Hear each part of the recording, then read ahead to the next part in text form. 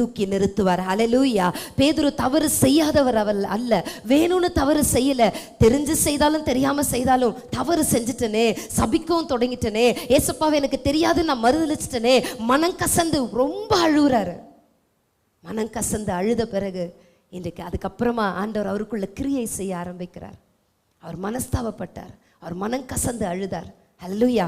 அப்படியே பார்த்தீங்கன்னா 27வது அதிகாரத்துல 3வது வசனம், அப்பொழுது அவரை காட்டிக் கொடுத்த யூதாஸ் அவர் மரணக்கிணைக்குள்ளாக தீர்க்கப்பட்டதை கண்டு மனஸ்தாபப்பட்டு அந்த 30 வெள்ளிக்காசை பிரதான ஆசாரியரிடத்திற்கும் மூப்பரிடத்திற்கும் திரும்ப கொண்டு வந்து. யூதாஸ் மனஸ்தாபப்பட்டான், ஆனால் மனம் திரும்பவில்லை.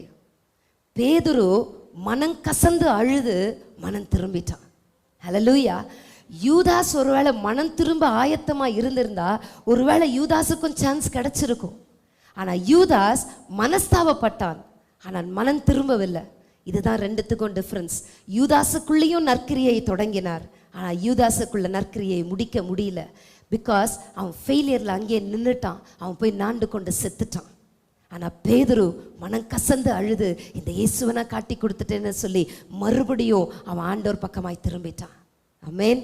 அவனுக்குள்ள ஒரு ஜீல் இருந்தது. இயேசு என் ஆசை நாயகர், அவரை நான் விட்டு கொடுத்துட்டேன், அவர் இப்படி பேசிட்டேனே. சில நேரத்தில் நம்ம கூட கோவப்பட்டுறோம், கத்திடுறோம், கத்தருக்கு பிரியமில்லாத காரியம் ஏதாவது செஞ்சிடறோம். செஞ்சிட்ட உடனே இப்போ மெசேஜெல்லாம் கேட்டுட்டு போன உடனே நமக்கு நல்லா தெரியும் நம்ம தப்பு பண்ணிட்டோன்னு. அதை மனுஷங்கிட்ட கூட சொல்ல மாட்டோம்.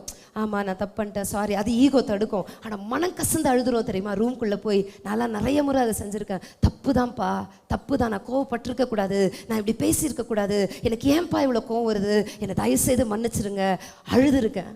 ஆண்டவர் மறுபடியும் அங்கேருந்து தூக்கி எடுப்பார். ஹல்லேலூயா. அப்போ நம்ம இருதயம் எப்பவுமே அவரோடு இருக்கணும். நான் விழுந்துட்டா கூட அப்ப நான்